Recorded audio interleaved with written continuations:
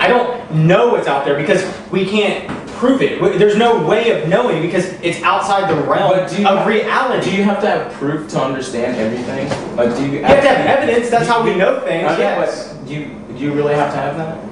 You can't just have faith and then like you're walking. Do you have faith that I'll do the best of my ability to protect you? Do I have faith that you will do the best to protect me? And I say yes. And you know why? Because it's called evolution. You want your kids to go on it and spread your gene. That is an evolutionary trait that is vital for us to be here today. Parents? All parents, yes. It's called altruism. Unless okay, you just asked a question. All parents. Now let me respond to that question without you asking a billion. Are you like talking to the camera? Yes, I am, because this is okay. Mom, you asked a question. All parents.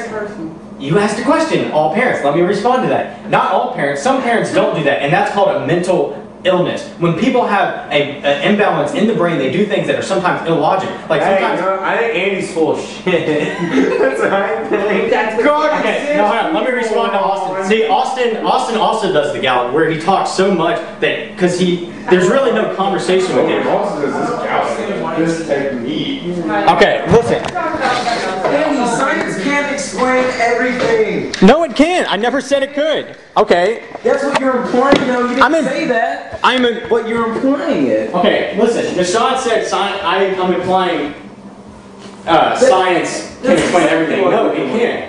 But I'm saying that we don't know anything outside the realm of science. Therefore, you think science should explain everything? No, we can't know definitively whether God exists or not because it's outside the realm of reality. Science is reality. You understand that everything that we can perceive and understand is through science. And outside of that, we just make things up. Now, people have cool theories, and then but those theories that we have to be explained through logic and reasoning. It can't be like, I have a theory of an afterlife because I want there to be an afterlife. That is not a valid, rational, logical train of thought. Okay? And now Austin's saying I'm being closed-minded. So actually, agnostic. Okay, let me. Austin made a statement.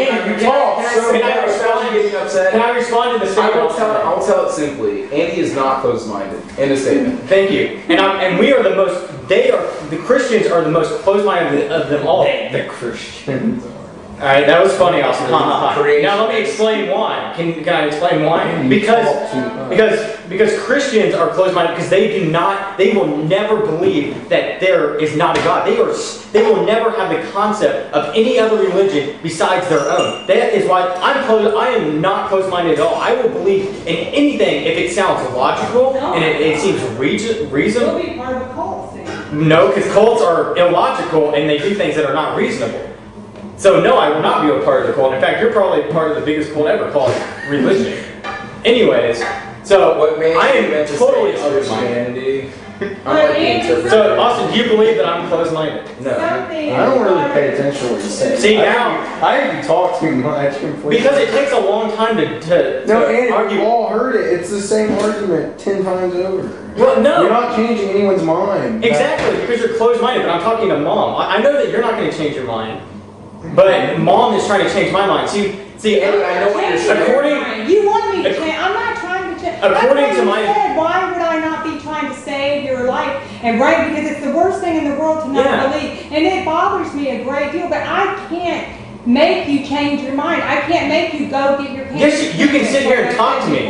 You can try to rationalize it. You can research it and be like, Andy, this is why... This is true. You need to research it, and I have. I've researched it more than anyone else in this family. To find and to disprove as a scientist that I'm not trying to disprove anything. Do you not understand that? I'm trying to figure it out, right? Like everyone else, they just magically believe. But you're not going to church to figure it out. Well, because church is the dumbest place to figure it out because they don't talk about anything but, hey, we need to sit here and get on our freaking knees and like hurt our knees and pray to God. God's not going to do shit. God, strike me down. Guess what? He's not going to do it. You know why? He doesn't exist. Because I'm your mom and I'm not slapping you right now. That means I don't exist. But I know you exist because I can see you. It isn't slapping. But people will say, no, I know God exists because I feel Him. No, the feeling that you get is called a chemical being released by your brain. It's all explained. Right? Like love and love is real. Yeah. Just like people pray to Buddha thing. Do you understand that the only reason you guys are Christian I don't care because what you call it, Buddha or God. Buddha or whatever imaginary fairy tale. You can pray to created this. I can pray to the supercomputer God, and it can make me feel good. Does that mean it's Supercomputer God was not around when the world right, because he doesn't was exist, created. just like the real guy. Was the computer God around when the world existed? There was just no because you computers can't around. comprehend it doesn't mean you should Like just because you're scared. And that's absolutely true. Just because no, Nishant is the only one that actually makes logical statements. Yeah, really. He said, Nishant said, just because I can't comprehend it doesn't mean I can disprove it, and that is totally true. But that also means that you can't say that it exists, and that is the definition of agnostic. You just don't know. That's what my point is, right? And you can follow that up with the word faith, because that's where it comes into play. But I have no reason to believe. But where are you doing all your studying at? Is what I'm trying to ask. Where you want to know? You can open up the Bible. Can I finish one sentence? Can I finish a sentence? Go ahead. You always want to know, like journalists and stuff, or when we're talking about news and different things in our family situation, we'll talk about things and we'll say, but what is the source? Because they can print a lot of stuff that is not true. Who is the source? Where are you going for all this knowledge? So you just told me you're reading the Bible, and that's where you're going for it. Right. Very good earlier about the Bible. It wasn't meant to be scientific. Well, right, because if it was scientific, then it would be just. And it has to live through time. Your final last words. Okay, her question was, what would I do if I was God?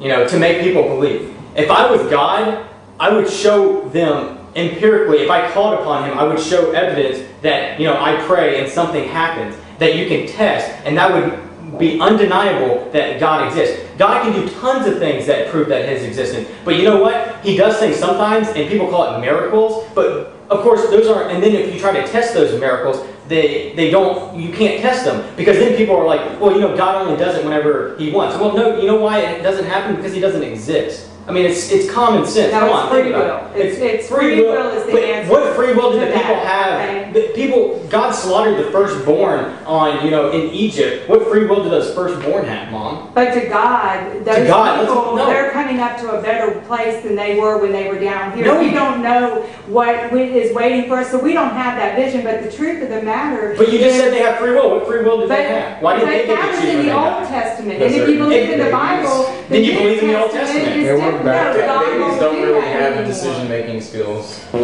But in the New Testament, apparently baby has but God decision-making gave skills us are developed when free you are will. DC kills more people than That's cancer. the answer to many of your For us questions. to choose on our own. Decision-making skills are developed in your brain. He needed to do that because it doesn't exist, and if he didn't, then we could test it. It would be no good. But it needs to be non-falsifiable so it can last throughout If time. I gave you the love or not to love, and that's the greatest power he ever gave us. Because I am so glad I'm not forced to love somebody that I don't really love. And then that's where free will, and that's why bad things happen to good people, because when you have free will, you do people can do crazy and bad things, and that can affect other people, and that's why we're all a worldist society. Okay, very good. We affect each other. Very good. Yes, and free will is one of the most important things that God have ever given us, because that way all the Christians can say, oh, why did bad things happen? Free will. They can blame everything. It's a way to non-falsify anything. There's no way to test him, because everything that he does is always because of some, there's no proof. So why doesn't he? That's true. All he has to do, because he did it in the Old Testament. But all the you're time. living on this earth. See, that's the thing. He did it in the Old Testament all the time. He would show his wrath. They would swarm these locusts onto a community, and a burning bush would talk to some dude. That would be pretty believable. Like, wow, oh, that's cool. Okay, maybe I believe in that, right? But no, he's not going to do that. You know why? Because he doesn't exist, and because back then a lot of those stories are just made up. That's what I'm They're saying. just made up, like Greek mythology. Andy, it's not made up. There's actually real life encounters. Not with Moses. Not with Moses. Called the Bible. With Jesus, yes, but there was tons of guys named Jesus back then. And maybe a bunch of dudes going around doing things, and everyone accumulated into one bunch of dudes. Master Jesus. Bunch of dudes is what you mean called disciples. Not disciples, Jesus. I'm talking about Jesus, not disciples. No, but there's a lot of dudes called disciples. Okay, he's saying dudes called disciples, and you're trying to infer what I'm implying. You're saying like a bunch of anyone who's going to call you're trying to infer what I'm implying. You're inferring that I was implying that the dudes were referring to the disciples, and I'm telling you what I was implying was not the dudes referring to the disciples. I'm implying that the dudes were Jesus. There was tons of guys named Jesus.